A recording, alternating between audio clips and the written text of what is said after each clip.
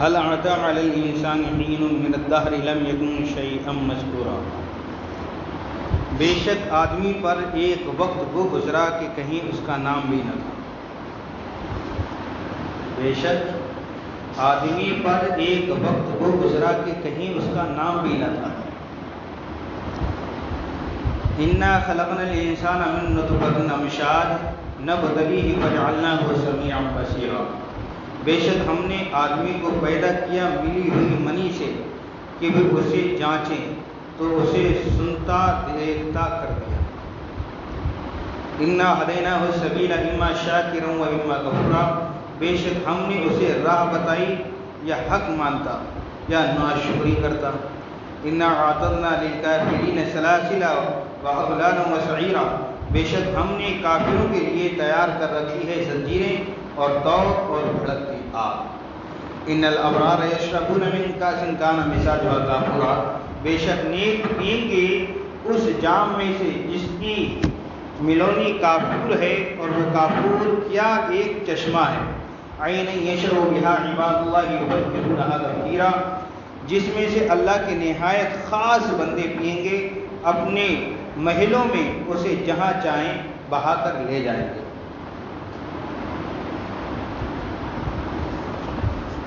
آگے آگے بہت اچھی آئیں سمجھتے ہوئے چلے تو اچھا ہے۔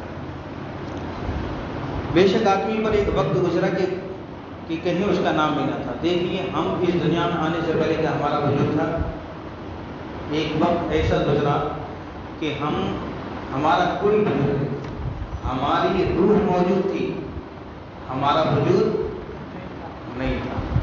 ایک بات سمجھ لو، ہمارے روحیں تو تب سے ہیں جب سے حضرت آدم علیہ السلام کی تخلیق ہوئی۔ ساری روحوں کو آپ کی پشت میں مطلب جو ہے جمع کر دیا تھا۔ قیامت تک ہونے والے تمام انسانوں کی روحیں حضرت آدم کی پشت میں موجود ہیں۔ تو ایک وقت ایسا گزرا کہ ہمارا وجود تک نہیں تھا۔ اب سوچئے کہ ہم کچھ نہیں تھے تب اللہ نے ہمیں پیدا کیا، ہمیں وجود دیا۔ کیسے؟ بے شک ہم نے آدمی کو پیدا کیا ملی ہوئی منی سے۔ اب یہ ظاہر سی بات ہے، اس بات کو تو بہت اچھے لوگ سمجھتے بھی ہوں گے۔ اگر انسان جو ہے اپنی حقیقت کو پہچان لینا تو کبھی زندگی میں اس کے اندر تکبر پیدا نہ ہو۔ اپنی تخلیق کے مراحل کو اگر صحیح معنوں میں اگر جانچے تو کبھی زندگی میں اس کے اندر تکبر نام کی چیز پیدا نہیں ہو سکتی، کہ اس کے پیدا ہونے کا مرحلہ کیا ہے، کہاں سے گزرا، کیسے آیا، کیسے دور دنیا میں آیا، کہ وہ اسے جانچے تو اسے سنتا دیکھتا کر دیا۔ اب یہ جانچے یعنی جانچنا بھی اللہ کی طرف سے، انسان کو جانچتا بھی ہے، پرکھتا، جانچنا مطلب پرکھنا یعنی امتحان لینا۔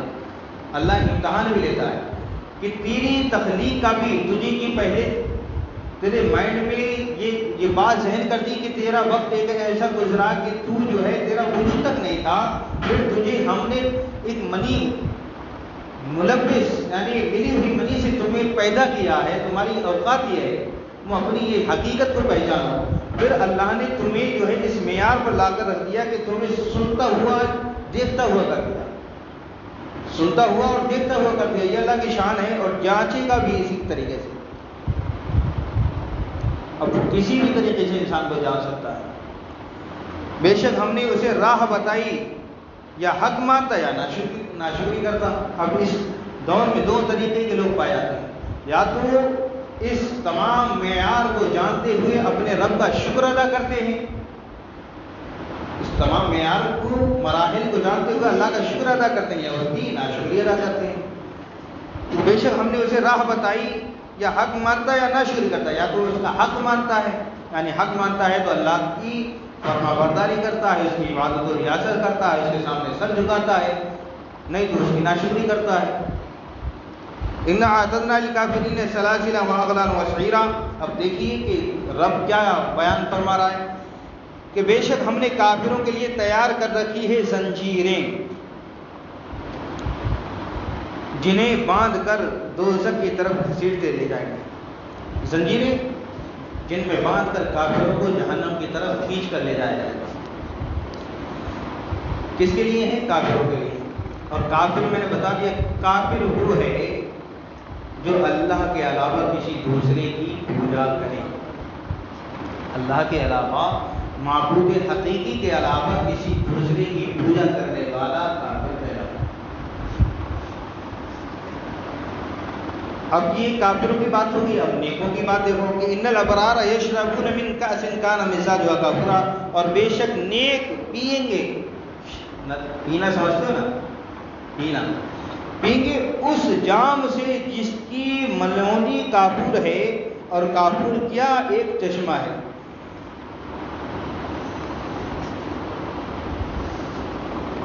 جام سے جس کی ملونی کافور ہے، کافور کا ایک چشمہ ہے. چشمہ مطلب جنت میں، جنت میں ایک چشمہ ہے جس کی ملونی جو ہے، جس کا مطلب دیواریں ہر چیز جو ہے کافور کی ہے. اس کی ہے کافور ہے. کافور اتنا خوشبودار ہے کہ آدمی ایک بار سن گے، جنت کا کافور اتنا خوشبودار کہ ایک بار سن گے تو سنتا ہی ہے. عین یشرب بہا عباد اللہ یفجرونہا تفجیرا، جس میں سے اللہ کے نہایت خاص بندے پئیں گے اپنے محلوں میں، اپنے اپنے محلوں میں، جہاں ان کا محل ہوگا. ہر ایک کا اپنا اپنا خاص مرتبہ ہوگا. کسی کا اونچے پہ، کسی کا اور اونچے پہ، کسی کا اور اونچے پہ. جیسا جیسا مقام ویسا ویسا محل جنت میں عطا کیا جائے گا. سمجھے؟ تو اپنے اپنے محلوں میں اللہ کے خاص بندے اس جام کو پئیں گے اور اسے جہاں چاہیں گے لے جا کر لے جائیں گے. جہاں چاہیں گے، اگر اس محل میں ہیں تو اس محل میں، اگر دوسری جگہ گئے تو وہاں چاہیں کہ ہم اس میں سے پئیں تو وہاں چشمہ وہاں پہنچ جائے گا آپ کے پاس. تو جہاں چاہیں گے وہاں لے جائیں گے. یوفون بالنذر ویخافون یوما کان شرہ مستطیرا، اپنی منتیں پوری کرتے ہیں اور اس دن سے ڈرتے ہیں جس کی برائی پھیلی ہوئی ہے. اپنی منتیں پوری، یوفون بالنذر، نظر کے معنی ہوتا ہے منتیں مانگنا. اپنی منتیں پوری کرتے ہیں اور اس دن سے ڈرتے ہیں جس کی برائی پھیلی ہوئی ہے. اس دن سے مراد کیا ہے؟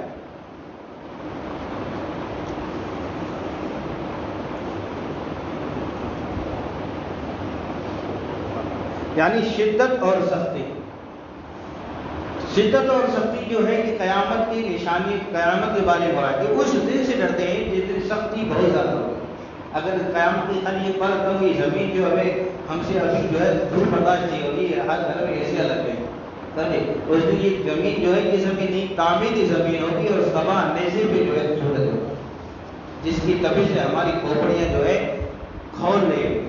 اور 50,000 دن کا ایک دن ہوگا. 50,000 کا ایک دن ہوگا.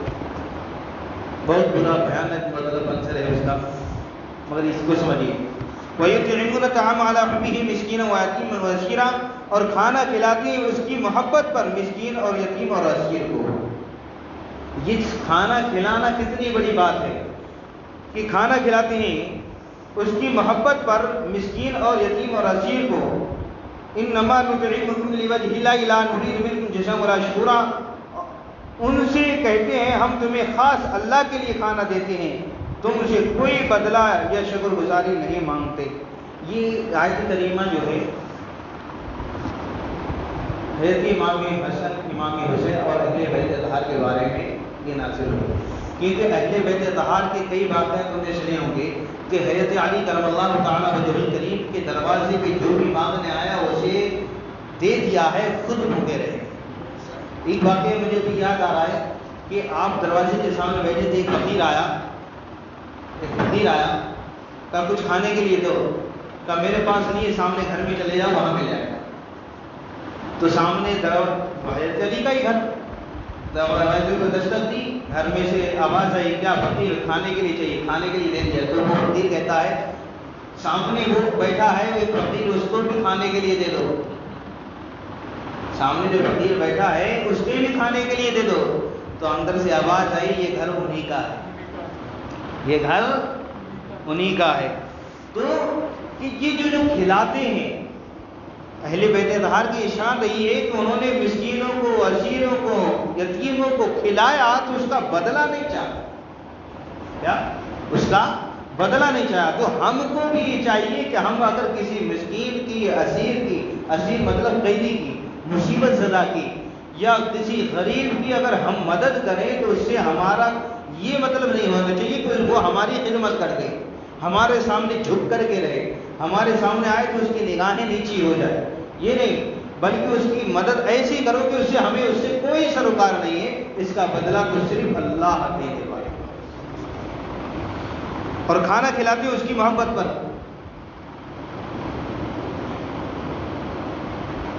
یعنی ایسی کھانا کھلاتے ہیں اس کی محبت پر، یعنی ایسی حالت میں جب کہ خود انہیں کھانے کی حاجت و خواہش ہو، اور بعض مفسرین نے اس کی یہ معنی لیے کہ اللہ تعالیٰ کی محبت میں کھلاتے ہیں۔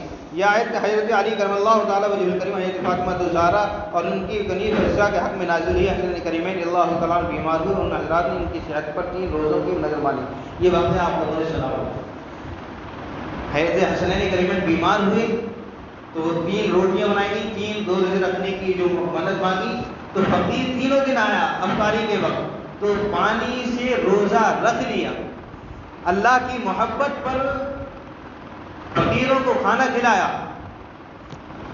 یطعمون الطعام علی حبہ، اور کھانا کھلاتے اس کی محبت پر۔ تو محبت دیکھی کیا ہے؟ حسنین کریمین بیمار ہوئے تو حضرت علی، حضرت فاطمہ الزہرا اللہ تعالیٰ عنہ اور حضرت حفصہ، انہوں نے نظر مانی کہ یہ اگر صحیح ہو جائیں، کیا یہ صحیح ہو جائیں ہم تو روزہ رکھیں گے۔ انہیں صحت ملی، آپ نے روزہ رکھا، جو لے کر کے آئے بس وہی تھا، اس کے علاوہ کچھ نہیں تھا۔ روٹیاں 3 بنائی گئیں، جب افطاری کا وقت آیا تو ایک فقیر آ گیا کہ اللہ کے نام پہ ہمیں دو، ہم بہت بھوکے ہیں۔ وہ 3 روٹیاں اٹھا کر کے دے دی گئی، پانی سے روزہ افطار کیا گیا، پھر ایسے ہی پانی سے جو ہے سحری کر لی گئی۔ دوسرے دن بھی افطاری کے وقت فقیر آیا اور دے دی، تیسرے دن بھی یہی ہوا کہ فقیر میں عین وقت افطاری کے وقت آیا اور پھر اللہ کے نام پر سوال کیا، کھانے کا سوال کیا، پھر وہ 3 روٹیاں دے دی گئی اور پانی سے افطار کیا گیا۔ تو وہی ہے وَيُطْعِمُونَ الطَّعَامَ عَلَىٰ حُبِّهِ، اور کھانا کھلاتے ہیں اس کی محبت پر، مسکین، یتیم اور اسیر کو۔ اور یہ اپنی نظروں کو پورا کرتے ہیں۔ اپنی نظر کیا تھی؟ انہوں نے نظر کیا مانی تھی کہ حسنین کریمین صحت یاب ہو جائیں تو ہم روزہ رکھیں گے۔ تو پتہ کیا چلا کہ اگر کوئی بیمار ہو جائے، اس بات سے یہاں پر ایک بات چلتی ہے، اگر کوئی بیمار ہو جائے تو اس کی صحت کے لیے 2 راستے ہیں، یا تو اس کی طرف سے صدقہ دو، یا تو اس کو صدقہ دو۔ بیماری کو، مصیبت کو دور کرنے کے 2 طریقے، ایک تو صدقہ اور دوسری نظر ماننا کہ یہ صحیح ہو جائے یا بیماری دور ہو جائے یا مصیبت ٹل جائے تو میں 1 روزہ رکھوں گا، 2 روزہ رکھوں گا، جیسی اس کے جسم کی طاقت ہے اس حساب سے وہ منت مان سکتا ہے اور منت کو پوری کرے تاکہ اللہ رب العزت